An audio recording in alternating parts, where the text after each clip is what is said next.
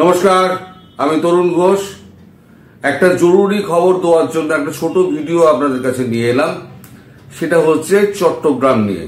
চট্টগ্রামে যারা হিন্দু আছেন তারা কিন্তু আজ রাতের জন্য, এখন আজ রাত নয়, আগামী কয়েকদিনের রাতের জন্য কিন্তু আপনারা সাবধান থাকুন। আজকে রাতে তো বটেই, আজকের পর থেকে প্রতিটা দিন আপনারা সাবধানে থাকুন।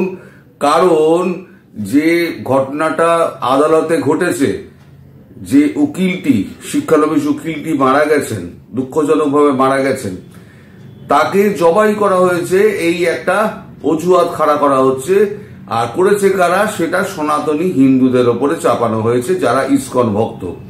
আমার কথা হচ্ছে যে হিন্দুরা কোনোদিন জবাইতে বিশ্বাস করে না, প্রথম কথা। আর হিন্দুরা মেরেছে, এই কথাটা সম্পূর্ণভাবে মিথ্যে। সে খবরটা বিভিন্ন প্রকারে মানে সমাজ মাধ্যমেই ছড়িয়ে গেছে, এবং সমাজ মাধ্যম থেকে আমি জানতে পেরেছি এবং কনফার্ম হয়েছি যে এটা বিএনপির কোন সমর্থকের ছোড়া ঢিলে তার মাথাটা ফেটেছিল। তারপরে তাকে হসপিটালে নিয়ে যাওয়ার পর তাকে মৃত বলে ঘোষণা করা হয়। তার একটা ছবিও দেওয়া হয়েছে, কিন্তু কোনো মৃতদেহী ছবি তো আর ইউটিউবে দেওয়া যায় না। সেখানে দেখা যাচ্ছে যে তার সারা শরীরে রক্তে ভেজা, মাথাতেও রক্ত পড়ছে। সেখানে মানে রক্তটা মাথা থেকে হয়েছে। স্টিল পিকচার একটা ভিডিও আছে, কিন্তু গলায় কোনো রক্তের দাগ নেই। তো যাই হোক, এটাকে একটা অজুহাত খাড়া করা হয়েছে। এবং দ্বিতীয় অজুহাত যেটা খাড়া করা হচ্ছে, সেটা হচ্ছে হিন্দুরা নাকি কোনো মসজিদ আক্রমণ করেছে। এইরকম একটা ভুয়ো খবর চারদিকে ছড়িয়ে দেওয়া হচ্ছে। এবং হিন্দুদের মারার জন্য, একটা রিটালিয়েট করার জন্য একটা তো গ্রাউন্ড চাই। এই গ্রাউন্ডটা এখন তৈরি করা হচ্ছে। আজকে রাত্রিবেলা, খুব সম্ভবত আজকে রাত্রিবেলা, এরা লাইট অফ করে দিয়ে আপনাদের ওপরে সমস্ত ঝাঁপিয়ে পড়বে। তার জন্য বাইরে থেকে সমস্ত মাদ্রাসার ছাত্রদের জোগাড় করা হচ্ছে, হিজবুতি ছাত্রদের জোগাড় করা হচ্ছে। আপনারা সবাই সাবধান হয়ে যান। সাবধান হয়ে গিয়ে যে যার নিরাপদ স্থানে আপাতত পৌঁছে যাওয়ার ব্যবস্থা করুন। আগামী কয়েকদিন, আমি বারবার করে বলছি, যত দিন যাবে পরিস্থিতি কিন্তু খারাপ হবে। এরা একটা জাতিগত দাঙ্গার দিকে নিয়ে যাওয়ার চেষ্টা করছে, আরো অস্থির করার জন্য। আপনারা সাবধান হন। চিন্ময় প্রভুর যে অ্যাড্রেসটা করেছেন আপনাদের প্রতি, সেই অ্যাড্রেসটার অন্তত মান রাখুন। আমি এই অ্যাড্রেসটা আবার এখানে জুড়ে দিচ্ছি, আপনারা এখানে শুনে।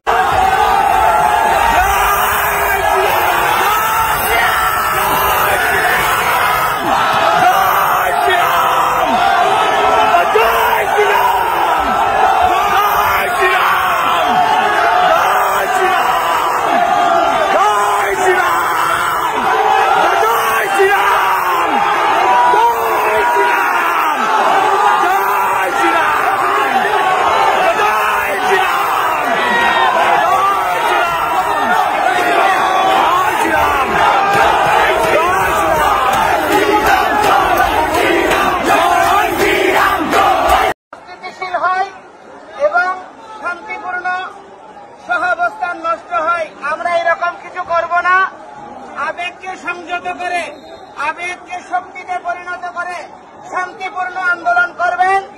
এবং আমাদের 8 দফা দাবি মৌলিক দাবি, এটা অযৌক্তিক দাবি নয়। এটা পরিপূরণ না হওয়া পর্যন্ত আপনারা আন্দোলন চালাবেন। কিন্তু দয়া করে রাষ্ট্রের স্থিতিশীলতা এবং পরস্পরের সৌহার্দ্যপূর্ণ অবস্থান, এটাকে গুরুত্ব প্রদান করবেন। এটা আমি আপনাদের সবার কাছে আশা করছি। তিনি যা বলছেন সেটা হচ্ছে, আপনারা সবাই শান্ত থাকুন। আপনারা কোনো প্ররোচনায় পা দেবেন না। নিজেদের নিরাপত্তার ব্যবস্থাটুকু আগে করুন। আমি প্রথমেই বলেছিলাম যে এমন কোনো কাজ করবেন না, উত্তেজনা আপনারা সৃষ্টি করবেন না, যাতে অপর পক্ষ যাতে সুযোগটা নিতে পারে। অলরেডি যথেষ্ট বিক্ষোভ টিক্ষোভ হয়েছে, এবং ঠিক আছে, সেটা আন্দোলন বিক্ষোভ হতে পারে, কিন্তু যে ঘটনাটা এরা ঘটাতে চাইছে সেটা কিন্তু খুব মারাত্মক ঘটনা। সুতরাং আপনারা কিন্তু খুব সাবধানে থাকুন, খুব নিরাপদ স্থানে থাকুন। আজকে রাত্রির থেকে আপনারা নিরাপদ স্থান খোঁজার ব্যবস্থা করুন। দরকার হলে জঙ্গলে গিয়ে থাকুন, কিন্তু বাড়িতে থাকবেন না, বাড়িতে কেউ থাকবেন না। কেউ বলতে পুরুষ মানুষ যারা আছে, শিশু বাদ দিয়ে, মহিলা বাদ দিয়ে পুরুষ মানুষ যারা আছে তারা কিন্তু কেউ থাকবেন না, আপনারা সমস্ত নিরাপদ স্থানে চলে যান। আর একটা খবর আমার কাছে এসছে, কিন্তু আমি সেটাকে কনফার্ম করতে পারছি না। আমি কনফার্ম করতে পারছি না বলে আমি কিন্তু গ্যারান্টি দেব না, কিন্তু খবর একটা এরম এসছে যে কাল রাতে ভারতের নিরাপত্তা উপদেষ্টা, ন্যাশনাল সিকিউরিটি অ্যাডভাইজার অজিত দোভালের সঙ্গে তুলসী গ্যাবার্ডের একটা কথাবার্তা হয়। কি কথা হয়েছে আমি জানি না, আমি আগের ভিডিওতে বলেছি। তারপরে নাকি আজকে সকালবেলা নাকি তুলসী গ্যাবার্ড নাকি ডক্টর ইউনূসকে ফোন করেছিলেন। কিন্তু আবার বলছি, এই খবরের কোনো সত্যতা আমি এখনো জানতে পারিনি, মানে ক্রস চেক করে আমি এখনো সত্যতা জানতে পারিনি। এটুকু খবর আমার কানে এসছে, আমি আপনাদের বললাম, কিন্তু এই খবরের উপর কিন্তু এখনই কোনো বিশ্বাস করবেন না যতক্ষণ না আমি কনফার্ম করছি। আমি কিন্তু কনফার্ম করছি না, খবর একটা কানে এসছে, সেই খবর আমি কনফার্ম করার চেষ্টা করছি। সেই চেষ্টার কথাটা আমি আপনাদের বললাম যে চিন্ময় প্রভুকে সম্মানের সঙ্গে যত তাড়াতাড়ি রিলিজ করা যায়, জামিন দেওয়া যায়, এবং তার ওপরে যে সমস্ত রাষ্ট্রদ্রোহের মামলাগুলো করা হয়েছে সেগুলো যাতে নাকচ করে দেওয়া হয়, তার জন্য তুলসী গ্যাবার্ড নাকি ডক্টর ইউনূসকে ফোন করেছিলেন, এবং ফোন করে এটা নাকি বলেছেন যে ইউএস খুব ক্লোজলি মনিটর করছে এই ঘটনা, বাংলাদেশের ঘটনাগুলো, ভবিষ্যতে সেই অনুযায়ী যেরকম বাংলাদেশ কাজকর্ম করছে সেই অনুযায়ী কিন্তু বাংলাদেশের ওপরে কিন্তু ভারত, ইউএস সেরকম ভাবেই তার কাজকর্ম বা করবে, ডিসিশনগুলো নেবে।